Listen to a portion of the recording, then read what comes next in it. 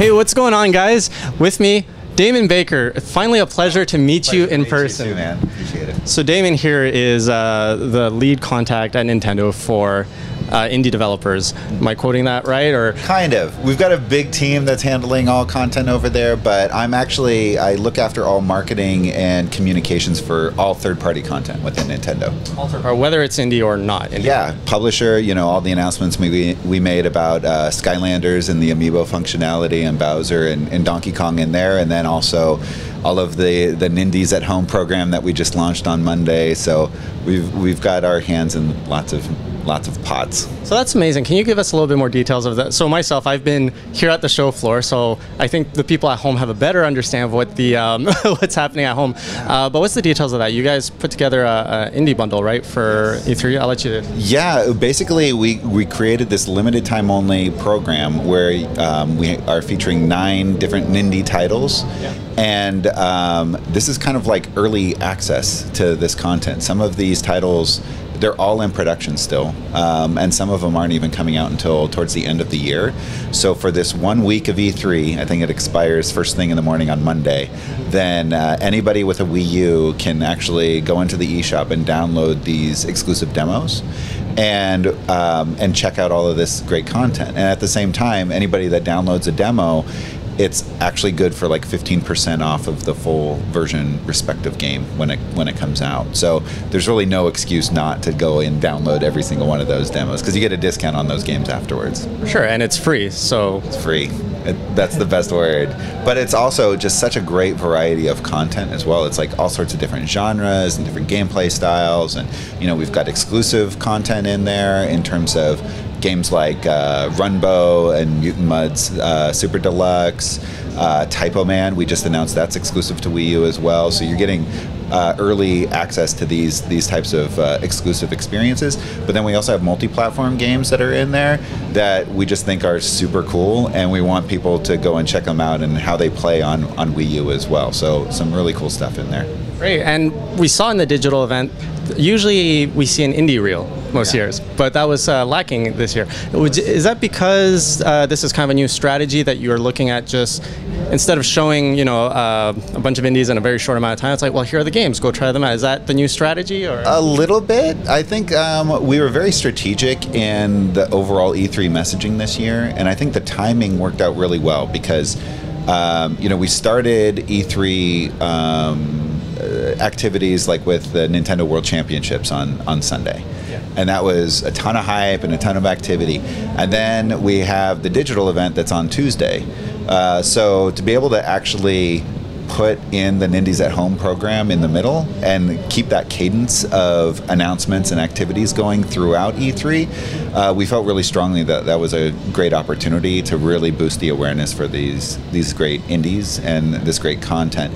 But it also meant that re-hitting any of that messaging within the digital event would be a bit repetitive and not very efficient in terms of maximizing the time in there. So instead, we really wanted to bring that experience to everybody at home, let them download it in their own time, play it, enjoy it, talk about it. And then we're also featuring a bunch of those titles through Treehouse Live this week.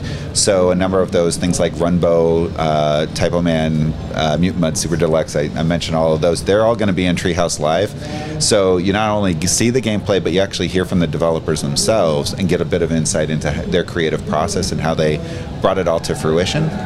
We're also going to feature Fast Racing Neo from Shinin. oh yes, like, so amazing. Oh man, it's incredible. And so this is like the first playable that people will see. So that's going to be absolutely incredible, and actually hearing from Shinin themselves and in their development process for that. So I'm sorry, is that in the... That's in Treehouse Live. Oh, Treehouse, so it's yeah. not playable. Not yet, but soon. So yes.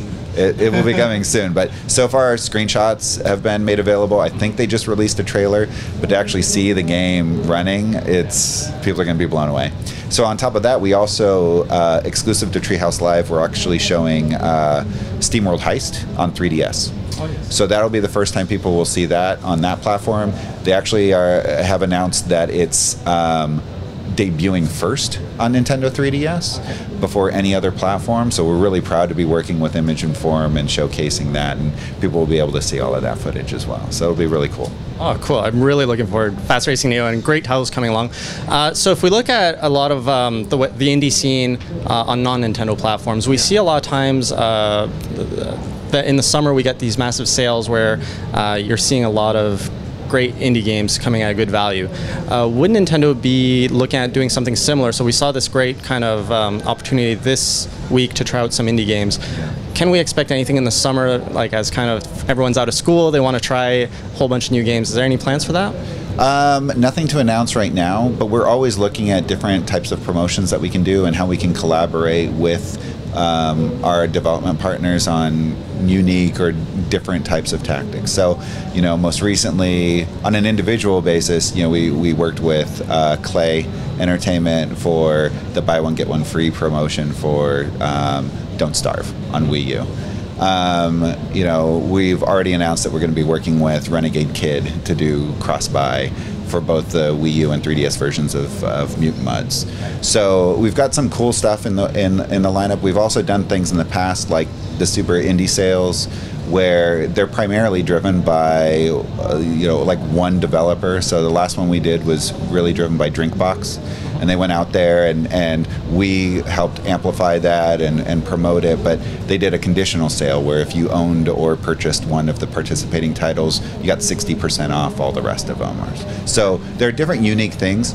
My vision, of course, I want to do something like what some of the other platforms do, but we also want to put a Nintendo spin on it, and we want to do something unique and differentiated. So I'm really proud of some of the more recent things that we've done with like Nindies at Home. We just did the Humble Nindie bundle, which is amazing. Oh, thanks. There's a lot of work, but it's never been done before on console or handheld. So we were really proud of everybody that participated in that, and it was for a good cause. We were able to bring in a completely new or lapsed audience that hadn't been to the eShop in a while to come back and check out new content.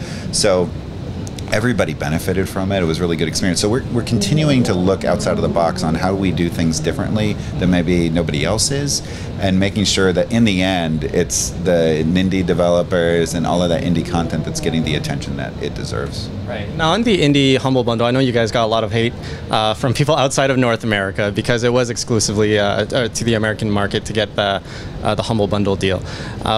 I guess, would that kind of feedback make you more cautious about doing that kind of deal again unless you can get a global package, or was the success just so great that you would still do it? And obviously I understand you would probably try to get the European market, Australia and all that, but is that negative feedback affecting having you guys be more cautious of doing a sole North American audience again? No, it's a really good question, and we're very conscious of it. Yeah. I think that the experience, it was definitely a learning experience, and we're still digesting all of the results from it, but we also saw a lot of positivity that came out of it. I mean, in the end, it was unfortunate that there were these other distractions because there was so much great content in that bundle, and it was all for such a great cause. And so we felt really confident about what we had put together. In terms of it not being available in Europe, that was a call that we had to make, primarily because of the content that we chose for the bundle itself. There was a lot of titles that hadn't even been launched in Europe yet or had been recently launched, so it was a little early to discount them so heavily. Right. And so we had to make that call that we couldn't do it worldwide. We had to limit it to North American territories, but at the same time, we got a lot of positive feedback on it. We were able to generate, over $120,000 for charity. We did a lot of goodwill for the Nindy community and those indie developers and generating awareness for them. And in the end, we actually found that we didn't cannibalize any sales in the eShop. We actually increased the full price versions of those games in terms of sales on the eShop at the same time. So actually everybody kind of benefited from it. It was unfortunate that there was negativity that was affiliated with it, but the Humble organization are just so amazing, and they're so flexible and great to work with and really supportive. They're really conscious of what the community thinks, and they have a really tight bond with them, and I really commend them for going out on a limb and trying something new with us, and collaborating on something like this, because it's really risky, and they're diving into uncharted territory there. And so it was really exciting to go into it. I think moving forward, we're definitely looking at what we could do differently. And I think it's been great to kind of get the foot in the door with Humble. Now that, as part of this relationship, they're now a retailer. And so it opens up future opportunities of how we could either collaborate with them in future Humble bundles, in terms of working with them on the Humble store, in terms of bringing maybe first-party content over into the mix. I mean, there's a lot of opportunities there. And so I think we're definitely interested in working with them in some capacity in the future. They're a bunch of great people. Awesome. I hope so. I mean, that package was great. I obviously picked it up for myself. Good. I think, and anyone who's a Nintendo fan, a lot of people picked that up. Yeah.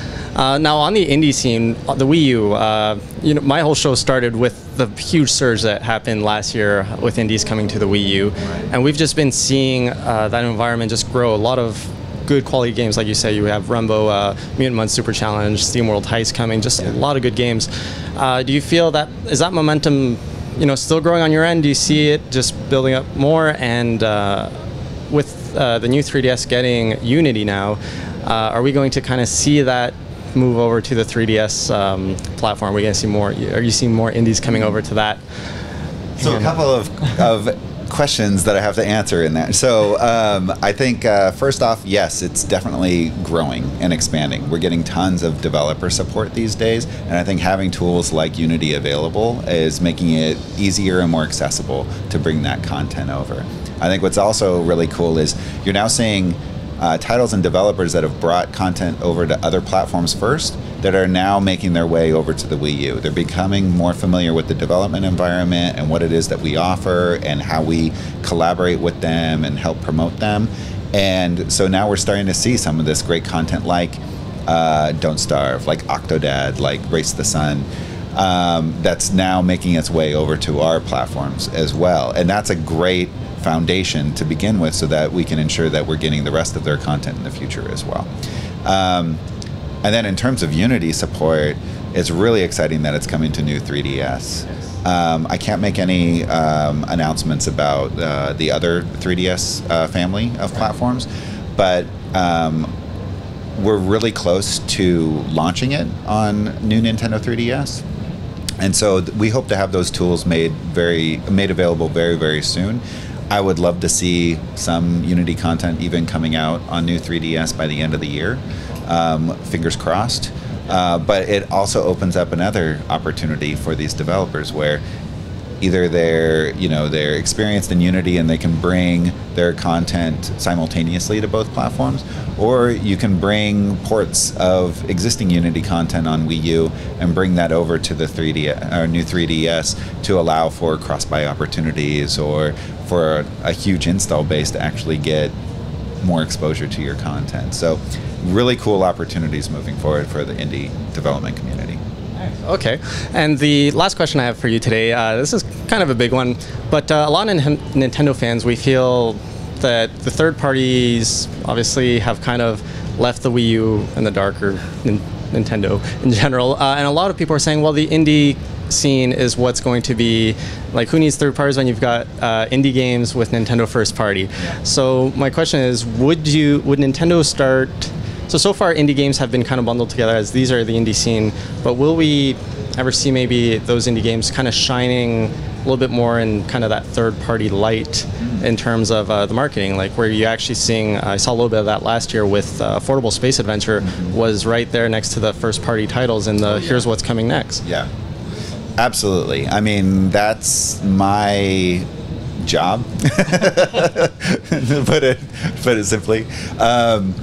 We've got a ton of third-party content, and there's we're pushing this Nindie branding as kind of an umbrella for a lot of these titles that maybe have slipped under the radar that a lot of people should have more visibility to. But in the grand scheme of things, it's all content, whether it's first party, whether it's publisher, third party, whether it's independent developer, third party. it's all about the content, and our role is to make sure that people know what is that great quality content that they should be aware of. Right. And that's one way that we leverage a lot of the first party content, is exactly what you were saying. When it launches in the eShop, when we have something like Splatoon in there, if we can surround it by other great indie content and third party content, all those eyeballs that are actually going into the shop to check that out, they're getting exposure to everything else that's really cool. Right. And as long as my team and I continue to push the envelope for new promotional opportunities and new event participation and new activities to try and keep that momentum and that visibility going, then more people are going to see how much cool content is actually available out there, and they're going to invest against it, and they're actually gonna have a lot of fun with it. I think that the thing I'm always trying to drive is word of mouth, because that's like the most effective way to promote something, and it's something that you can't really buy. I think we really rely on the advocacy of the community, the people that follow you guys. I mean, you yourself, the fact that you cover like every single indie game that comes out, sometimes I'm learning stuff from you. Oh, really? Yeah, absolutely. So, it's having that advocacy and that ambassadorship for those indie developers and that content that's coming out there, and making sure that as many people know about it as possible. That word of mouth is what drives interest. It's much easier for a friend to tell a friend, hey, you should check this out, and for them to make that call. It's more effective than any amount of money that I could be throwing at it, or any initiative. So we try and really keep that front of mind, and we try and come up with as many ways as possible just to arm people with the information so that they can go out there and experience it for themselves. I can tell you, as a fan myself, you've been doing a phenomenal job. Oh, thanks. I mean, I'm seeing the effort. I'm seeing the new ideas coming out. 2015 has already been a great year for Nintendo Indies. We saw that early sale in January where you could buy one, get the others discounted. We had the Indie Humble Bundle recently. Now the E3 demo at home. I mean, you guys are really trying a lot of new stuff, and it's good to see. I love what you guys are doing. Oh, well, thank you very much. There's lots more to come. Oh man, looking forward to it. Is there anything else that we should be really waiting on for, that you could give us a sneak peek at? No. No? I'm not going to reveal any more secrets. All right, well, good. Well, thanks a lot for your time, Damon. It's a pleasure. It was a Thank pleasure you so sitting much. down with you today. Absolutely. Thank you. Thank you. And thanks, guys, for watching. We'll see you guys next time. Thank you.